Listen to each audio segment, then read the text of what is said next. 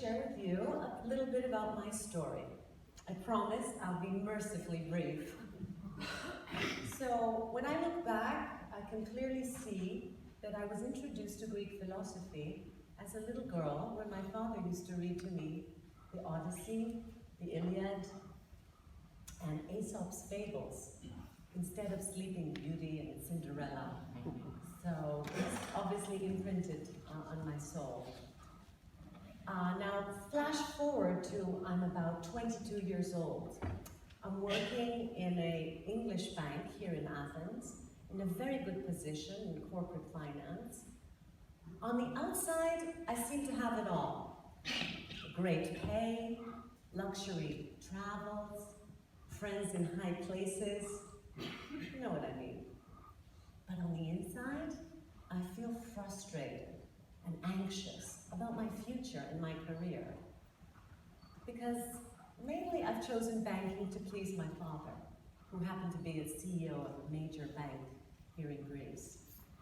And I talk to my father, I say to him, sometimes I say to him, Father, I really don't want to be working in the bank. And he will gently tap me on the shoulder and say, Aesop'sFables, dear daughter, the world is such a chaotic place. There's so many uncertainties. You should stick to your banking job. There you have security. So, ignoring my inner truth, I continue, but I'm feeling trapped, like a hamster on a treadmill.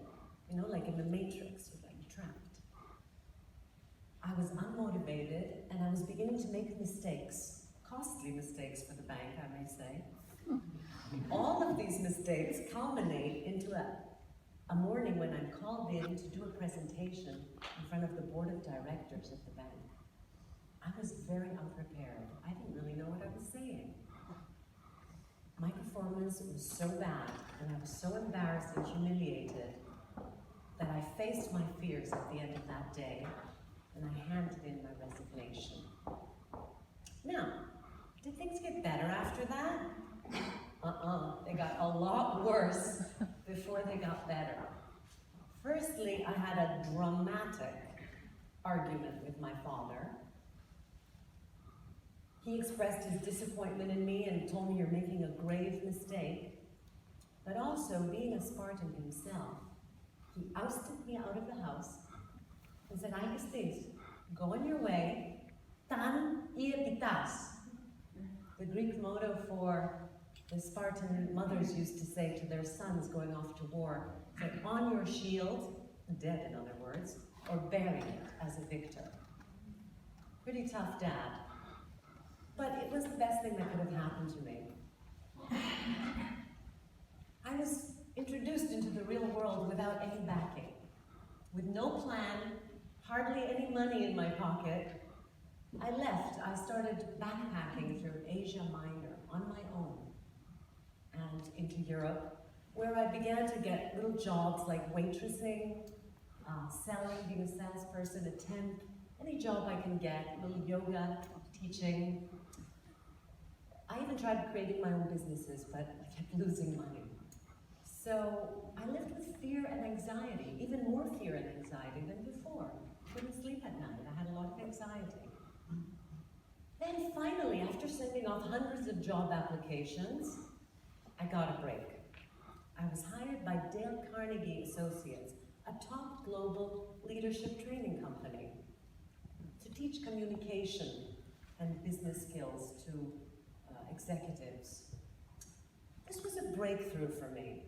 I loved my job, and people told me that I was quite good at it. I was so relieved. Finally found something that works for me. It was almost like I had been looking for it all along. Now, why did I tell you this story? To get you to like me, of course. But most importantly, this story is a great example of what I believe you should never do. I was lucky. Making such dramatic changes in your life without an actual strategy or plan, not knowing what you want, where you're going, without, as I said, a plan, is foolish, ineffective, and often dangerous.